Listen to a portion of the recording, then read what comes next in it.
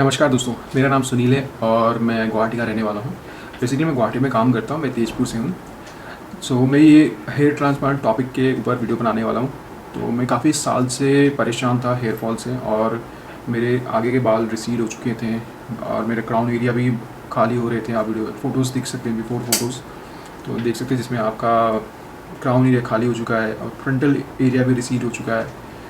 तो ये मेरे प्रॉब्लम थे। तो मैं इससे पहले 2 साल मैंने डॉक्टर बत्रा में मैंने ट्रीटमेंट करवाया हेयर फॉल का, ठीक है। तो करीब करीब मेरे 35 से 40 हज़ार रुपये 2 साल में चले गए वहाँ पर ही। मेरे उतना खासा इफेक्टिव नहीं लगा मुझे। जैसे ही मैंने मेडिसिन बंद किए तो फिर से वापस से मेरा हेयर फॉल चालू हो गया। तो इससे क्या होता है, बहुत कॉन्फिडेंट लूज़ हो गया, क्योंकि मेरे इस एज में 30 के लगभग के एज में लड़के इतने अच्छे, मतलब हैंडसम लड़के हैं यार, माशाल्लाह कितने बढ़िया बाल लेके घूमते हैं यार, क्या फंकी हेयर स्टाइल करते हैं। मेरी उम्र में मैं अपना कुछ नहीं कर पा रहा था, कैप लगा के घूमता था। तो ये एक है प्रॉब्लम। काफ़ी एम्बैरेसमेंट भी लगता है, काफ़ी मतलब कॉन्फिडेंट लूज़ हो जाता है किसी के सामने आप जाने के लिए। कैप लगा के हमेशा जाओ, ठीक है। ऑफिस में भी जाते हैं तो फिर लोग देखते हैं कि भाई यंग एज में बाल बंदा गंजा हो गया। तो रीज़न भी बहुत सारा है, जेनेटिक भी होता है। मेरे डैड का नहीं है हेयर, डैड का बिल्कुल हेयर नहीं है। फिर खान पान, फिर पोल्यूशन, बहुत सारा फैक्टर्स को लेकर ये स्थिति आ जाती है। बहुत सारे बंदों की ये स्थिति है अभी, इसलिए मैं ये वीडियो बना रहा हूँ ताकि मेरा जो एक्सपीरियंस था वो मैं रिकॉर्ड करके आपको दे सकूँ। इसी तरह फिर मैं इस चीज़ का सोल्यूशन ढूंढ रहा था कि इसका क्या सोल्यूशन हो सकता है। तो हेयर ट्रांसप्लांट में मैं जानता था कि हेयर ट्रांसप्लांट से ये परमानेंटली सोल्यूशन मिल जाएगा मुझे। बट प्रॉब्लम क्या था कि हर जगह में क्लिनिक नहीं था अवेलेबल। मैं गुवाहाटी में रहता हूँ, मेरे यहाँ पर सिर्फ 2 या 3 ही क्लिनिक है, वो भी बहुत कॉस्टली है। मैंने यहाँ पर हेयर हारमनी क्लिनिक है ABC में, गुवाहाटी में, तो उनसे कोटेशन लिया था। करीब करीब 1.5 लाख का कोटेशन मिला था, 4,500 ग्राफ का, मतलब कि 35 से 30 रुपये का पर ग्राफ चार्ज कर रहे थे। प्लस 50,000 का उन्होंने कहा था कि मेडिसिन लगेगा एडिशनल।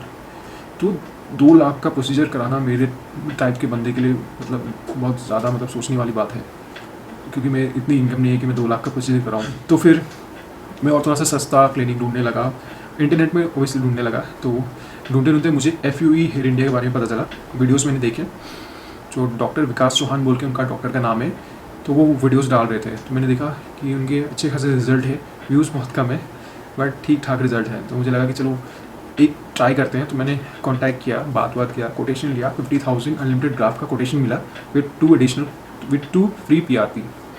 तो अच्छा लगा मुझे कि चलो अच्छा डील है। बट उनका 2 क्लिनिक था, एक सिलीगुड़ी, एक था कैलकाटा में। तो जितने भी वीडियोस उन्होंने डाले थे सारे कैलकाटा वाला वीडियोस था।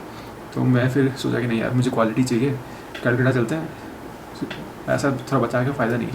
तो मैं फ़्लाइट बुक किया और मैं कैलकाटा पहुंच गया। तो ये उनका क्लिनिक है। मैंने जस्ट जब खाली था क्लिनिक तब मैंने ये वीडियो बनाया।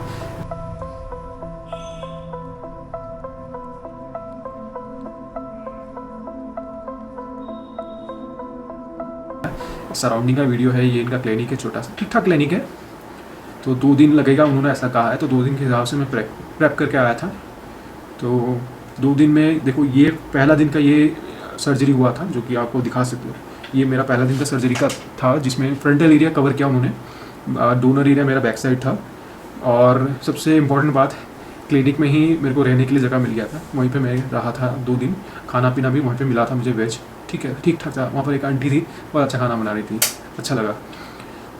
तो एक बहुत इंपॉर्टेंट क्वेश्चन आता है, ये प्रोसीजर पेनलेस होता है कि नहीं। मैं बोलूँगा ये 90% पेनलेस होता है, बट जो 10% है वो पेन थोड़ा सा होगा।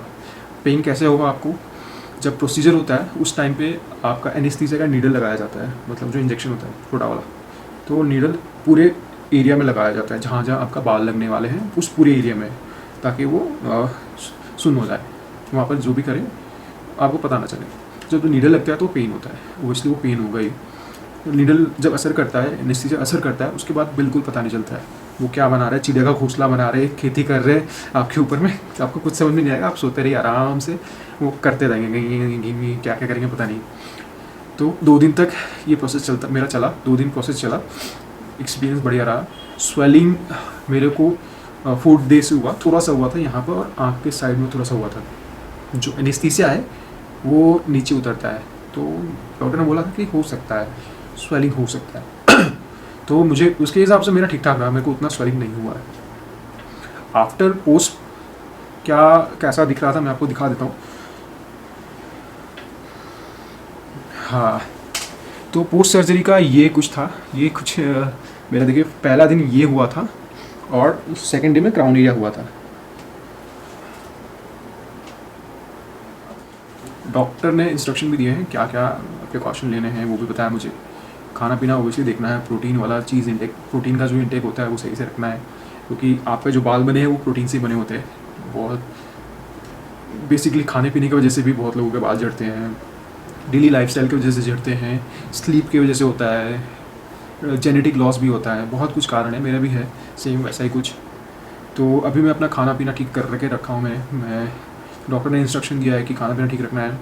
फिर साथ में जिम नहीं कर सकते हो, भारी चीज़ उठा नहीं सकते हो। 10 दिन या 1 हफ्ता बोला है उन्होंने, घर से मतलब बाहर कम जाना है, मतलब नहीं जाना है। फिर अगर जाते हो तो ये ऐसा एक रुमाल सर पे बांधना है ताकि इस पर पोल्यूशन कुछ लगे ना, इस पार्ट को आपको बचा के रखना है, डैमेज नहीं होने देना है, ठीक है। घसना नहीं है, इसको खुजली नहीं करना है। इचिंग होता है तो एक सलाइन वाटर का एक दिया हुआ है और स्प्रे दिया हुआ है, वो आपको स्प्रे करना है। तो मेरा अभी तक 8 दिन हो चुका है। 8 दिन बाद तो अभी मेरे को उतना फील नहीं हो रहा है, मतलब ठीक ठाक लग रहा है।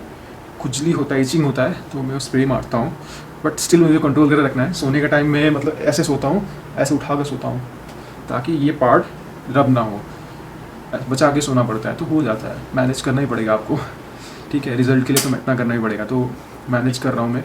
मेडिसिन के लिए एंटीबायोटिक्स दिया जाता है, तो 5 दिन का कोर्स होता है, तो मेरा हो गया वो 5 दिन का मैंने खा लिया। पेन किलर दिया था साथ में, तो पेन किलर 3 दिन जैसा मैंने खाया है, उसके बाद मैंने नहीं खाया है, मतलब नॉर्मल हो गया था। ये एरिया थोड़ा सा पेन होता था सोने के वक्त में, क्योंकि धीरे धीरे एनेस्थीसिया का जो असर होता है ना वो कम होता है, नीचे उतरता है वो, तो ये फिर फील होने लगता है, हाँ यहाँ पर पेन हो रहा है हल्का हल्का। तो फिर मैंने पेन किलर लिया था। अभी एट प्रेजेंट 8वें दिन में मुझे ये उतना फ़र्क नहीं पड़ता, मैं छूता हूँ तो ये ऑलमोस्ट हील हो चुका है, आप देख सकते हैं। अगर आप देख पा रहे हैं कि ये एरिया देखो, ऑलमोस्ट मेरा ये हील हो चुका है, बाल अभी आने लग गए और ये जो पपड़ी है ये भी अब निकल रहा है। तो ये पार्ट इस वीडियो में अभी तक इतना ही। रिज़ल्ट ऐसा कुछ आया नहीं है अभी तक, प्रोसेस में रिज़ल्ट देखते हैं क्या रिज़ल्ट होता है। ये क्लिनिक में रिकमेंड तभी करूँगा जब मेरा रिज़ल्ट, मुझे लगा कि मेरा रिज़ल्ट सही है। अब मैं आपको वीडियो अपलोड करते रहूँगा टाइम टू टाइम क्या रिज़ल्ट आ रहा है। एक हेड वॉश का मैं वीडियो बनाऊँगा नेक्स्ट, बट अभी तक के लिए यही है मोटा मोटा अपडेट। कुछ क्वेश्चन रहता है तो आप मुझसे पूछ सकते हैं क्लिनिक के बारे में। अगर आप बिना रिज़ल्ट देखे मेरा, आप वो वीडियोस देख के भी रिजल्ट जाना चाहते हैं तो जा सकते हैं।